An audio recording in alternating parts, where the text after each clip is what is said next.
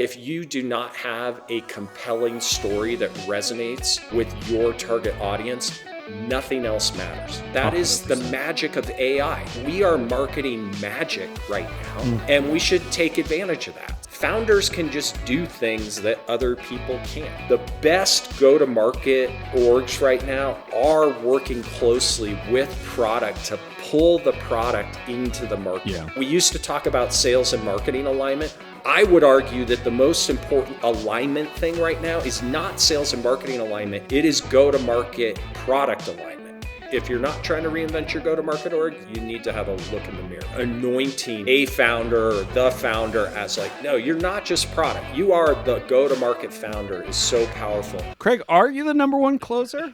No. But so Maria Pergolino noticed that I'm always wearing hats, and so she went to Glengarry on Broadway and brought me the hat. Oh, nice. And that's sweet. Cool. Sam, it's high time we do like a Maria Pergolino supercut, because I don't think there's been an episode where we didn't mention her name. I feel bad whenever I'm like tagging the people that are shouted out in the episodes, because it's like every week I'm just tagging her. And Anthony Kanata for having good hair. He was so bummed. Yeah. It's true. That guy has amazing hair. Ted's still the GOAT, though. The haircut analysis was amazing. From ABM to PLG, from Medic to MedPick, the world of business is constantly evolving. We'll cover the who, what, where, when, why, and most importantly, how you get the transaction. I'm Matt Amundsen, and he's Craig Rosenberg. Let's get started. Hold on, we are recording this? Well, Craig fell into absolute calamity, and I thought we'd need it for the B-reel. All right. Yeah, Craig, is your keyboard going to make it? I don't think so. Damn it. I just don't want to tell Bob. Can you imagine being the IT person at scale? No. That has to support Craig? Bob is It's the tough. most patient person on the planet. It's crazy. Poor Bob. Yeah.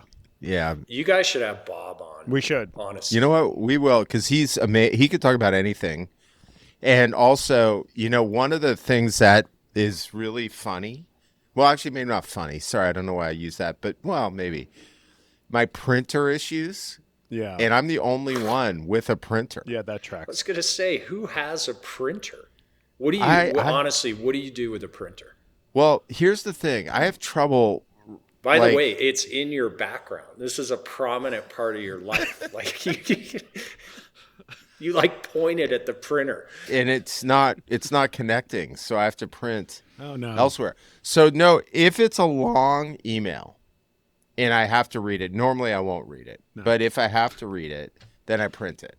I worked for a CEO in the late 90s who used to print all of his, he didn't, his assistant would print all of his emails so he would read them. Oh my God. Yeah, every email. Like one that just said, hey, how's it going? Yeah. No way. Yeah. I love that. That was a crazy CEO. I got to say, I don't love that. Yeah, I don't either.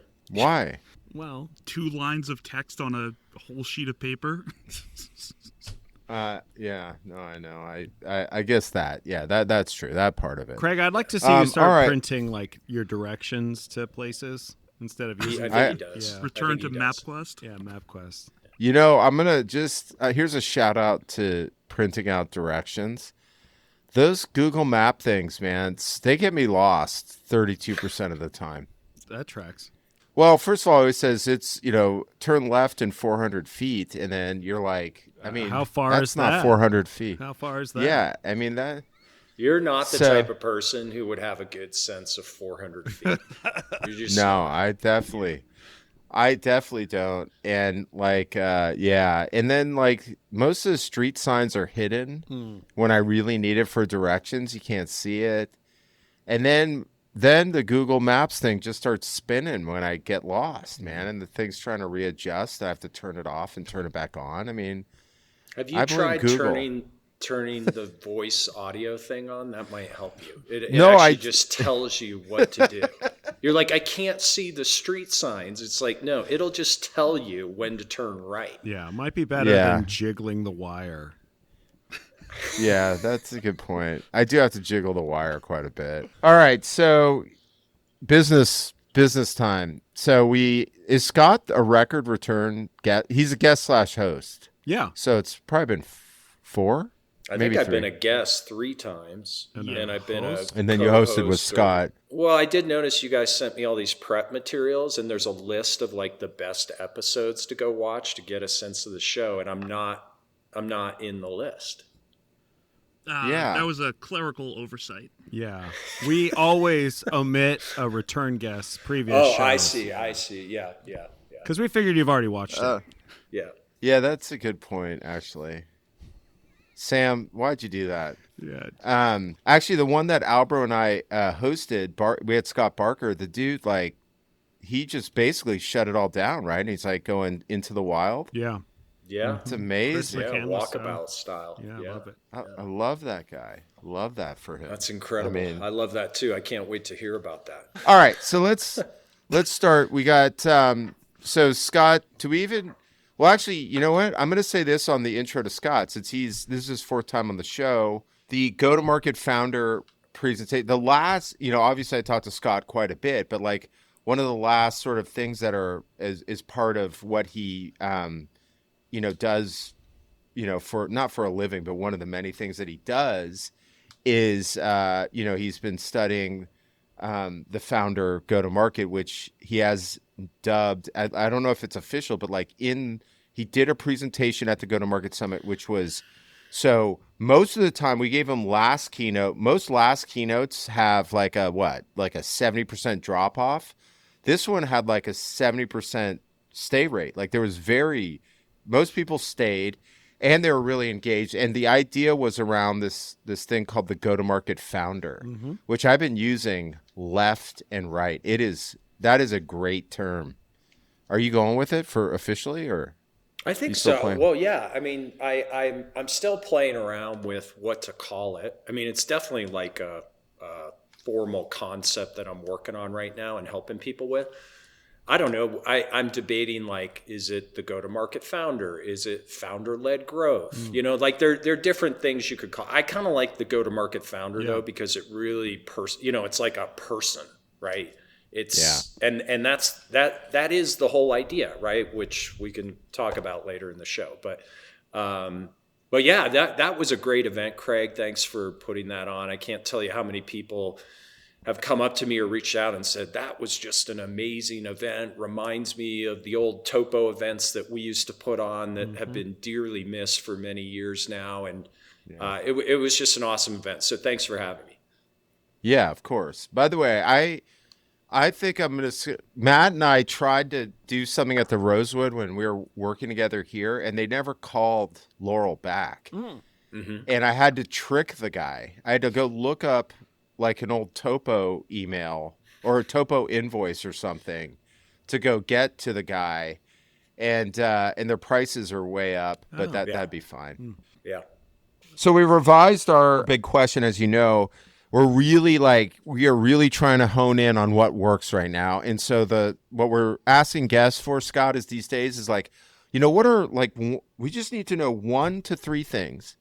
What are, and this one could be strategy, tactics, but we need as specific as possible of things that are working today in this sort of new buying environment, new selling environment, et cetera. So we'll open it up to you, and let's just go. And can you tell us how to do it? Right? Like not just what's working, but how are these people getting to these outcomes? Yeah, totally. Okay. Was that the question, or is that the setuth to that's the question? That is the question. Yeah. Which is bad I'll news. work It's on bad adding news for a us. question. It's like, is that a question? I'll work on adding a question mark at the end of that. Okay. So the big thing that I'm really focused on right now is just the amount and pace of change that exists in go-to-market organizations today. And look, I think that's just an observation, right? And unless you have your head in the sand, it's pretty clear that that's what's happening. Like there's just a ton of innovation and change. And and it's happening extremely fast. And so I think the most interesting thing for sales and marketing executives to be thinking about, for founders and CEOs to be thinking about, is like, well, what do I do about that? Because it can be kind of overwhelming. Like, one reaction you could have is like, well, I just believe in what I do and I'm going to keep doing what I've been doing all along. And believe me, there are a ton of people that are just doing that. That's sort of their default setting, and they have a tough time breaking away from that. But the other alternative is like, well, I'm actually going to change as a result of this, right? And so for me, the big question is like, well, how do you do that in like a manageable way? And we were talking at the start of the show about this idea of the go-to-market founder. I think the most important thing that we can be doing in go-to-market organizations today is really applying like a founder mindset to go-to-market. It actually helps if you're the founder, but you don't necessarily need to be the founder.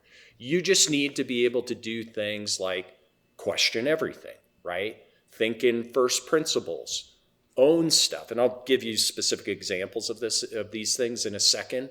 But it's almost like this mindset where you're willing to like burn everything down and build it back up better, right?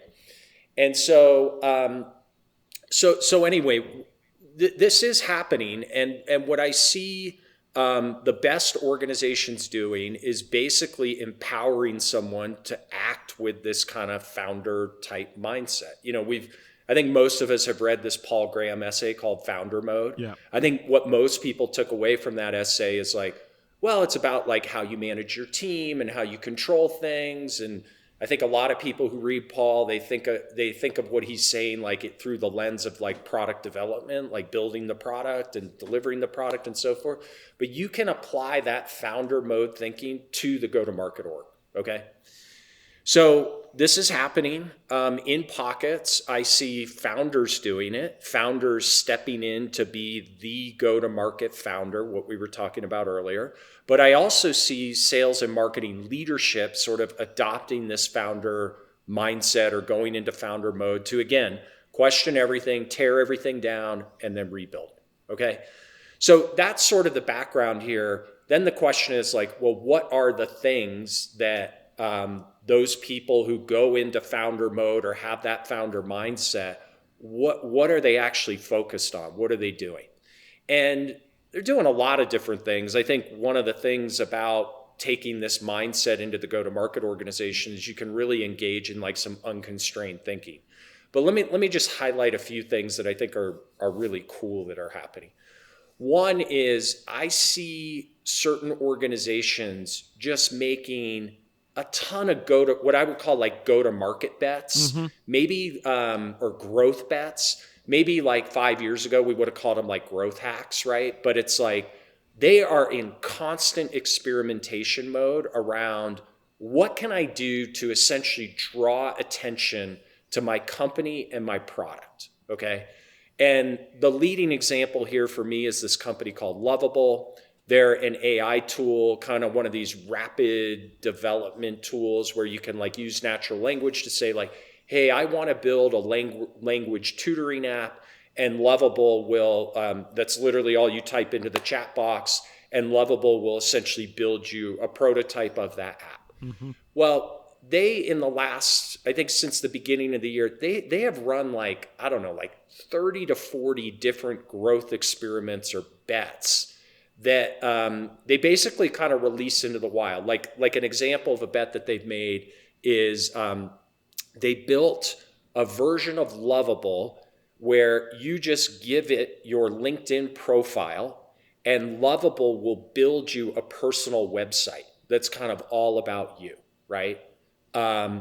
Another example, I mean, that's a very, like product-centric experience, which I think helps a lot with these growth bets. Yeah. Another example is they had a competition where competitor A was like this very seasoned, experienced, tenured designer developer, and they went and built an application.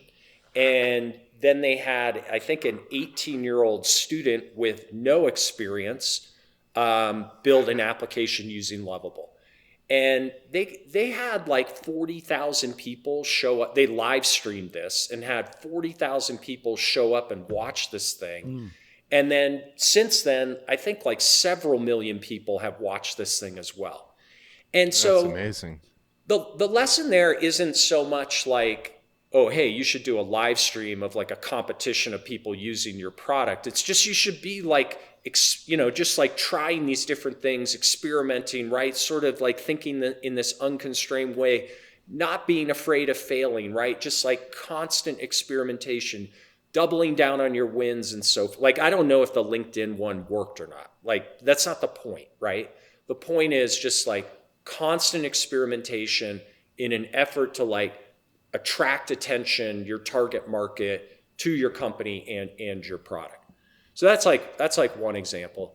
I think of that example as like a set of tactics that you can use in the go-to-market organization. So maybe the other example I should give is like more strategic. I spend a ton of time with my clients, like really trying to nail the story that they're telling to the market. To me, it is in today's economy, in today's digital environment, in a world where there's just a ton of competition for the buyer's attention, not only from your competitors, but just from other stuff that's out there. Like, if you do not have a compelling story that resonates with your target audience, nothing else matters. You can be running the best growth experiments or growth bets in the world. It just doesn't matter unless there's this foundational story to back it up. So that's another thing I think go-to-market orgs are doing is they're really spending time on like the core story or stories that they want to tell the market. And so, if you think back to when I was still like full-time startup, sales and marketing, et cetera, we spent all our time like writing white papers and doing webinars and stuff. And we spent very little time thinking about the story that sort of was the underpinning or the foundation of all of that content that we were just cranking out content, right? That's flipped. The best organizations have flipped that, right? It's like, let's get the story right, then we'll worry about the content. So those, and these companies, they're getting like, they're really thinking about the big things around these stories. Like, what types of stories can we tell? Is this a hero's journey, or is this a vision of the future or transformation stories, something like that? So it's pretty cool to watch that, and I think it bodes very well for go-to-market organizations. But you have to be willing to like burn down what you're doing and kind of start over for these new things to work. I have questions. All right, go ahead. Either really bad or really good. No, that was really good. Yeah, I mean, it was just deep. That was deep, bro. Yeah. That was great. So go ahead, Matt. I think it's apt that you started talking about founder GTM and then you gave us this okay, I think it was appropriate. No, you could use apt. Can I? I just was pointing. It's like I wanted it on record that I was very happy that you used the word apt, as you were. Okay, thank you. I'm going to get back into it. I think it was appropriate that you started with the founder GTM and then you talked about both tactical and strategic experiments, because I think the only organizations that can actually do that are ones in which the founder is very ingrained in the go-to-market strategy, or at least in sync with this concept of experimentation, which I think is kind of rare, right? Because what I see in the space, like either as an operator or as an advisor, is there's a lot of founders that are technical that don't really think about go-to-market all that much. They just want to build awesome product, right? And that serves a really important need, right? Like the other thing that's true is like you can do all the cool stuff, and if your product stinks, then no one really cares. So the problem that I see a lot of companies facing is they're like, can I do this? Is this okay? Like, is it okay for me to go to the product team and say, hey, what if we did something that looked like this? And then get the support from the CEO to say, yeah, product team, go do this. Because they're oftentimes so focused on, launching an app or hardening an app or increasing the number of feature sets, et cetera, that like, they're like, I can't do this little like marketing experiment. I don't have the time or the bandwidth for it. Yeah. Well, I love what you just said, because it highlights a few points that I think are really important.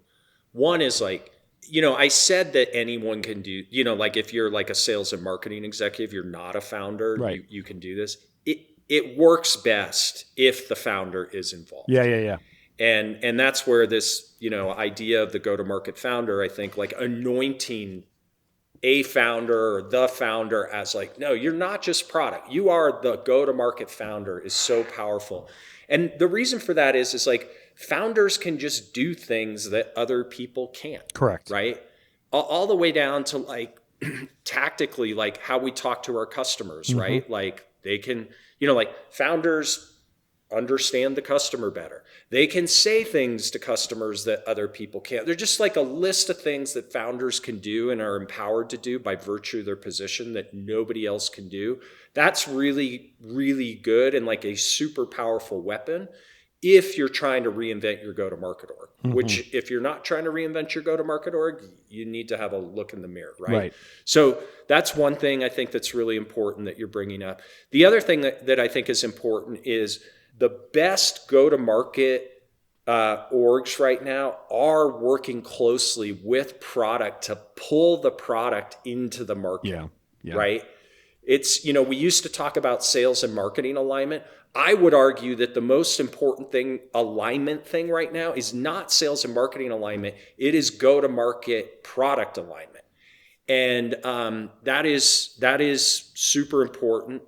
The other thing is that we are building products now that are more marketable than any other technology product that's ever been built. That 100%. Is the magic of AI, right? Like we are not trying to market, some obscure compliance product, right? We are marketing magic right now, and we should take advantage of that. So, totally agree with you, Matt, on those points.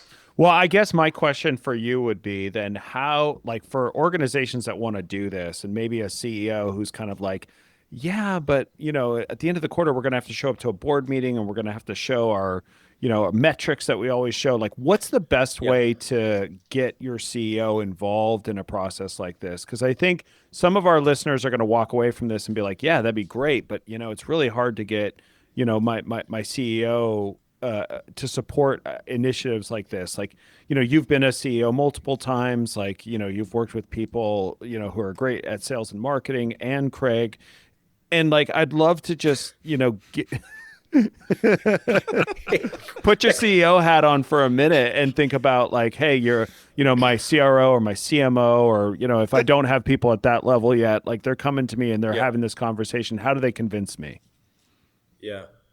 Well, let me ask, I'll answer that, but let me ask you a question first. Sure. Why do you think, in your experience, why is the CEO in that hypothetical reluctant to help out on the go-to-market or drive the go-to-market? Because I think that there's sort of two contrasting ideologies that are flowing through, like the SaaS or AI or whatever we call the category now anymore. But one is, you've got people who are like, I need to see an ROI of everything, right? Like, if you're going to do this, I need to see the ROI. And like, for a lot of people, that makes them retreat because they're like, well, for 20 years, I've done this. And like, I know I can squeeze some ROI out of it. At the very least, I can make the numbers look right. And then on the other end of the spectrum, there's people who are like, we took the playbook and burnt it. And we're just doing crazy stuff now. You look at like a company like Bland, who's just like, we don't care about like MQLs and stuff. Like we care about, we put out a video and 10 million people saw it, right? Like, and those are just, they operate so far outside of the norms of what we're all used to putting into a board deck and, sort of measuring on a weekly, monthly, and quarterly basis. They're like, some of the tactics you talked about used to be referred to as like stunt marketing. Right. Stunt marketing always feels like high risk, high reward. And like by and large, most people are a little risk averse right now, and really have been for like the last 10 years. Right. And they've existed in the white paper world, the pay-per-click advertising world, the email world. Like that's not like, hey, let's like I started my career at Red Bull. Yeah, It's yeah. not like, hey, we want to get people in San Diego drinking Red Bull, so we're going to go have people kamikaze jump off a pier, right? Like it's very different type of marketing, and you're seeing people succeed in a big way, and then I think you're seeing people who are like, I don't know, that's risky.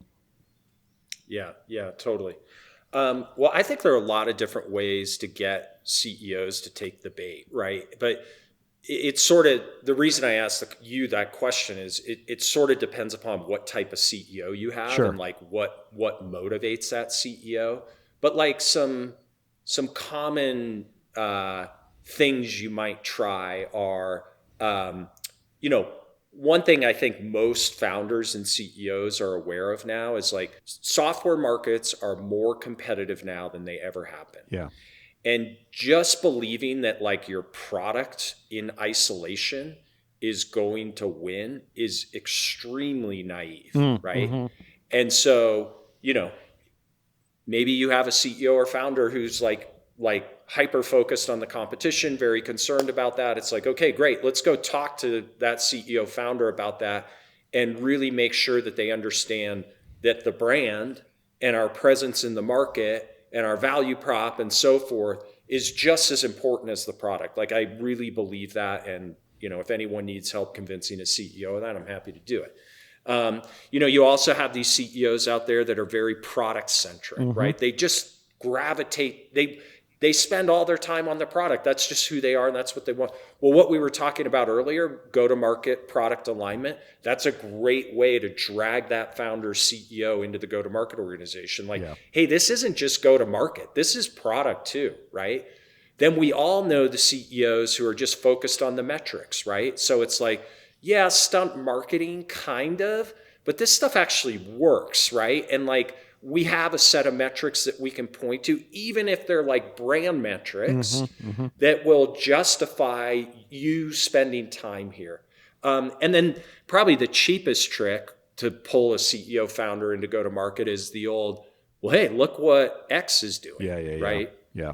Like look what Lovable is doing here, right? Yeah. Like that almost always works with CEOs, Yeah, right? yeah. Well, they're doing it. Like, I'm not trying to do anything that's like brand new here. Like, it is working for them. Let's just go try it, right? So anyway, I think it just depends upon what gets your CEO up in the morning, but those are like a few things that just come to mind that I would try depending upon who the CEO is. Yeah. Love it. Yeah, the peer driven influence on some things like this, especially in the go-to-market, is a big deal. And if you think about, like, I think about even leading up to today's world, like, so I worked with at essentially an SDR consultancy in the year 2000, from 2000 to 2005.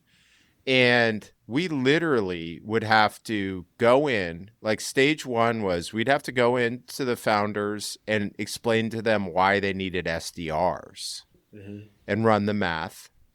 And then we would have to, convince them why they needed us to go do it. But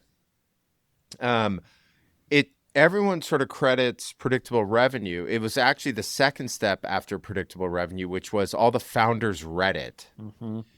And then you had these founder stories of how they grew pipeline from it that sort of really caught, made it catch like wildfire. And that was like, that's an example where there were other things that happened along the way that drove it. But then once another founder, especially in a similar space, did that, then these things started to push. We saw that at Topo, by the way, even though we started much later than the timeline I just did. But you would hear like, the CEO or the founder would say, well, we need to get our SDR team fixed, and when you talk to them about what was driving them, they say, well, so-and-so at XYZ is doing this.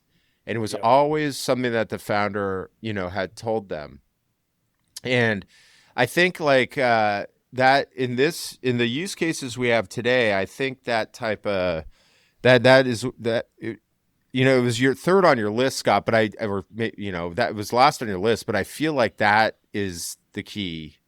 And that's why I know you always use examples. I mean, you use Lovable and you're going to attract a lot of folks, Yeah. right? Totally. And then, I wonder if we rename, I'm just going back to this idea of stunt marketing, which is, in my opinion, it is what you're doing, but like we are in this like time here where you need these like big leaps of like standard PR doesn't work, right? So use the Bland example. I mean, had they gone through the typical PR channels, they would have got like a minuscule amount of the visibility that they got. And Can I just say, what I want to come back, but just quickly, what did Bland do exactly? So when they announced their Series A, they basically had created a video of announcing the Series A, which had like a live example, like Isaiah, the founder CEO, literally calls, the Bland agent and has a conversation. Cool. Yeah. But that the video is kind of interesting. The distribution was amazing, right? Yeah. So it's a 19-year-old marketing person. This kid just attacked it like you would a consumer marketing play. So it was a true growth bet. He went to influencers on X, and by the way, I have to talk to him about LinkedIn because LinkedIn took off too, but I don't know that they pressed as much as they did on like the influencers that rock X and TikTok and Instagram and just blow stuff up.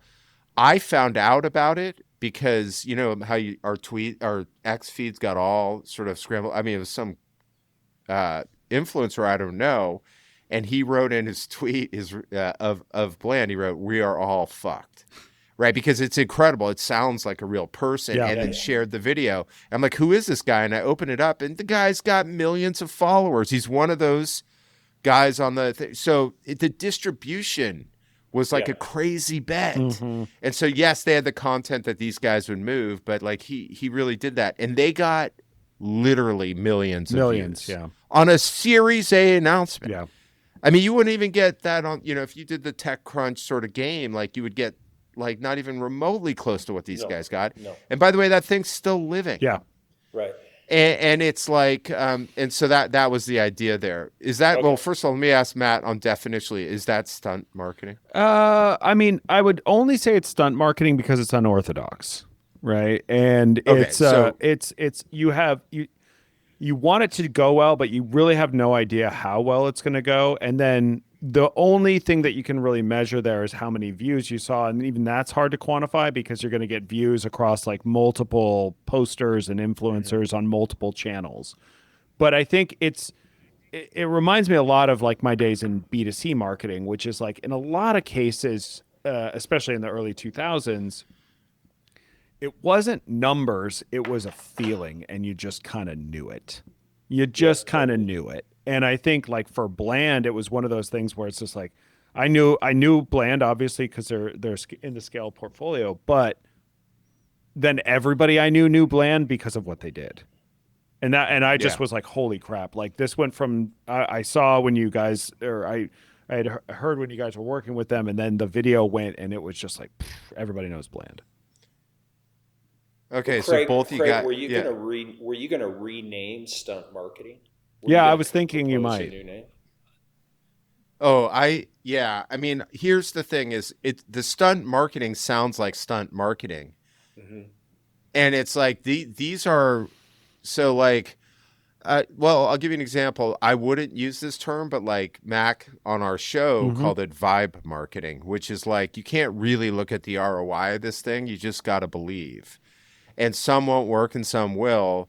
It's hard for me to just do the vibe in front of everything thing, but like that, I think we should name stunt marketing. We could call it growth bets, like Scott called it. Yeah, but that's better in a second board level deck for sure. That's definitely a better No, but name. you were using it as a way to give an example. Well, because there's our growth bets for him, but Scott was giving us sort of really amazing external examples, but growth bets can also be, using AI to do something really interesting in just your communications, or I mean, would you call Boscovich having like a actor, like presenter doing demos? Is that a growth bet, Scott, or is that just like a radical go-to-market transformation? I tend to think of growth bets as like they're pretty digital in nature. They're public facing. They're more one to Right. many. It's more about establishing reach, I would say. Although they could certainly impact conversions, but you know what David's doing at Flat File or you know how he's thinking about his org. I'm not sure how I would classify that. That to me is more like the revenue process and how you run different plays. But look, this is all just you can call it whatever you want. The important, you know, like I call it growth bets because like experimentation is just such a mouthful, but the core concept is experimentation, right? Yeah. Like that's the concept. Totally. I mean, the thing with the stunt, I'll move off the stunt marketing because I want to talk about the story, but like, it did tell me what Matt was talking about. Like when he used that, it was like, and also because he brought in Red Bull, where he likes to throw in the Red Bull every once in a while. That's where I started my career.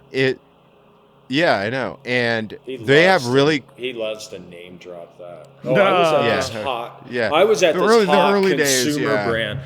Yeah.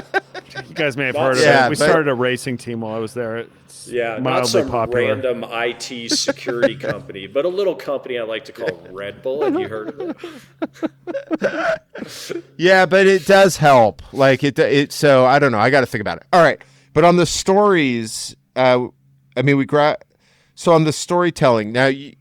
Is this like someone just asked me this? I shared your deck, and they're like, "Is this the origin story?" No. Or is it okay? So say more. All right. Well, I mean, the origins. Okay, so I believe that startups should tell three types of stories. One is a story essentially about your customer. It's like the pain or priorities or whatever you want to call it that your customers are experiencing and how they can solve that pain, right?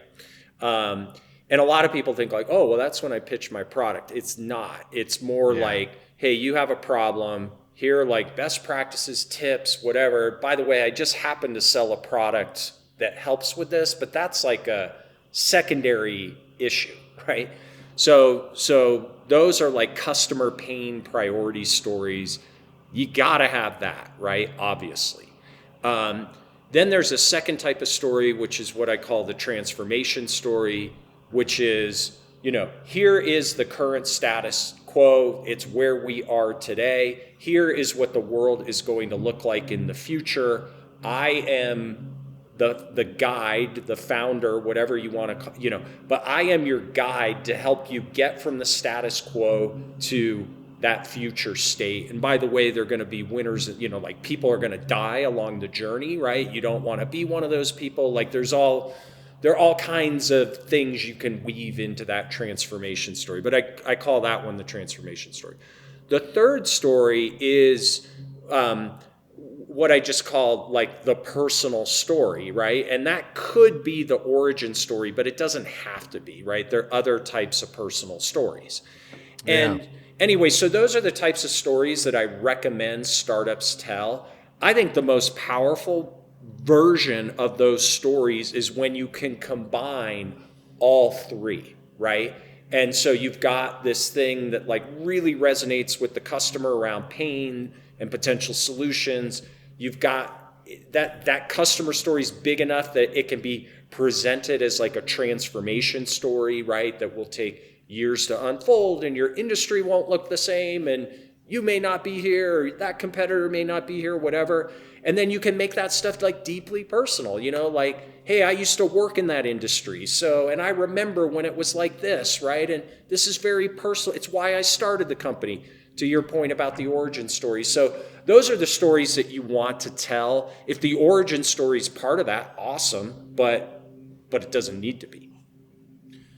All right, two reactions. One is one of you guys is about to be attacked by a swarm of bees. The noise is. Hey Sam, producer Sam? Are we gonna be? That's my landscaper. I figured. Oh, okay. Are we going to be able to get rid of that, or do I need to move? Because I can move. We'll smooth it out in editing. Okay. Yeah. One of the things Yeah. that I noticed earlier was there was this absolutely wonderful symphony of birds chirping. And it was definitely coming from you. It was like so incredibly pleasant. And then they stopped. And then, the swarm of bees 747 came. started flying over your house in circles. There's like I am like surrounded by like lawnmowers and there's not like an open leaf window, blowers. right? No. Okay. There's not. Well, It's just we're nice. almost at the top. All right, It's fine. all right. Well, it's happened before.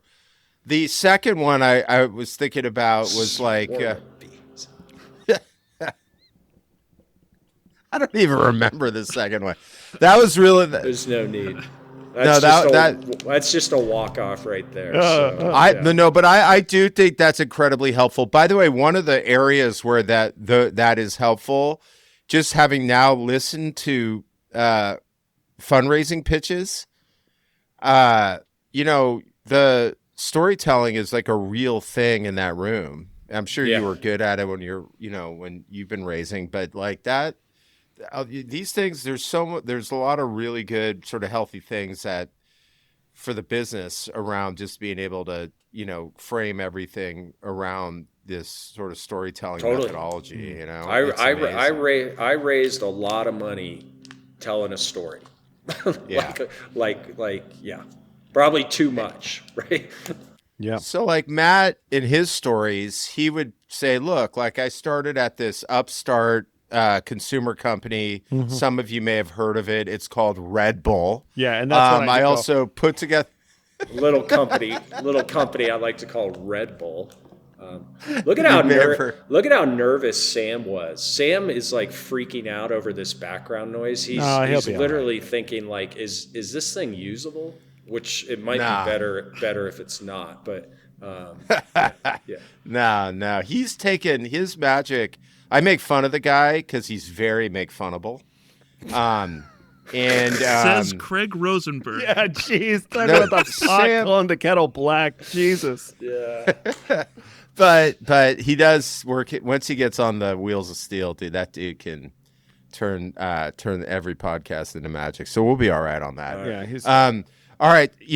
I think this is like one of those topics where your mind kind of flows. I think we'll continue because there's so many growth bets happening, and we're seeing more and more founders come to the forefront and being able to see their stories. There's going to be a lot of really good examples, man.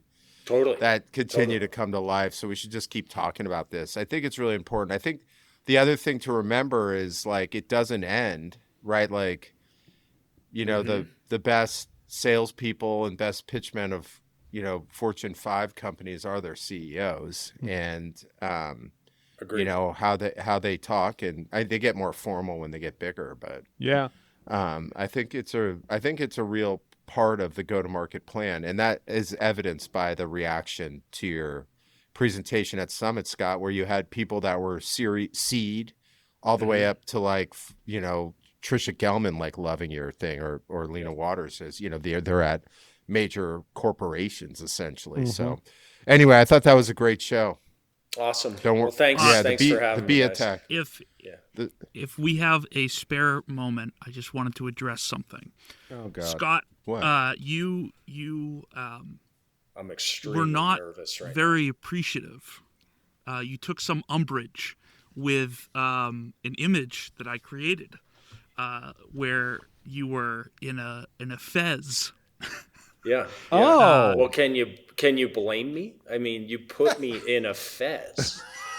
When was Albro in a fez? Oh, by the way, I have a fez. on the You Indiana didn't even- Jones poster. Sam, you're right. Sam You were just in a has fez, yeah. Sam just has carte blanche. You don't like review this stuff. I mean, this Dude, I didn't even know he created it. I called him to yell at him. Yeah. I think my exact words were, "This is a human rights violation on many levels." I slipped him was. $100 to make me Indiana Jones, so it was well worth Yeah, it. you look. You look. It's the good. best You I've look ever good. looked. Rosenberg was disturbing looking. Though. Yeah, I mean, that was like that wasn't AI great, I'll be hallucination. honest. No, AI struggles with me, dude. Always. I've been trying Always. to make a picture of myself. It's nuts, dude. Like I mean, it cannot nail me at all. And actually, a picture that's a perfect example is the Lethal Weapon movie poster. Yeah. Where Matt looks like a badass. Oh, thank you. You made me look Is that like Kevin Bacon? No, that's Mike Pence. That's is- Mike Pence, dude. Okay. You made me You look do like have Mike Pence, Pence. Oh my God. So the source that I was working from Oh, now you're gonna blame it on the for source. this one. No, it was just like what the inspiration was. Was this okay. one right here? Well, You know, that's great. That's cool. Now put up the other one. you know, Yeah, that's not maybe cool. it's not Yeah. perfect. But Yeah. That's, That looks like Mike Pence, dude. That does look like Pence. Yeah. Yeah. show That more of is- me. The Lethal Weapon one, I like that one too. I have great flow in that one. Oh my anyways, God. This is insane. I want to The best eventually ones earn are back Scott's respect. Yeah, well, you went in the opposite direction. Damn it. It's only getting worse. with the Mike Pence thing. Keep digging the hole. Maybe when you're on for the 7th time, Yeah. I'll have Yeah, it exactly. back by then. It's almost like an SNL thing. He's been on so many. It's great. Yeah, it's awesome. By the way, I have a meeting with Robert Kaler right now. I have to go too, Sorry you about guys. that. All right. All right. Bye. Thanks, God. All right. See Awesome you guys. job. Thanks for joining us for another episode of The Transaction. Craig and I really appreciate the fact that you've listened all the way to the end. What are you actually doing here? For show notes and other episodes, please visit us at thetransactionpod.com. Like and subscribe on Spotify, Apple Podcasts, or any other place you get your podcast from. Either you have walked away from your podcast device, or this is playing somewhere in the background. Someone in your house would really like for you to shut this off now.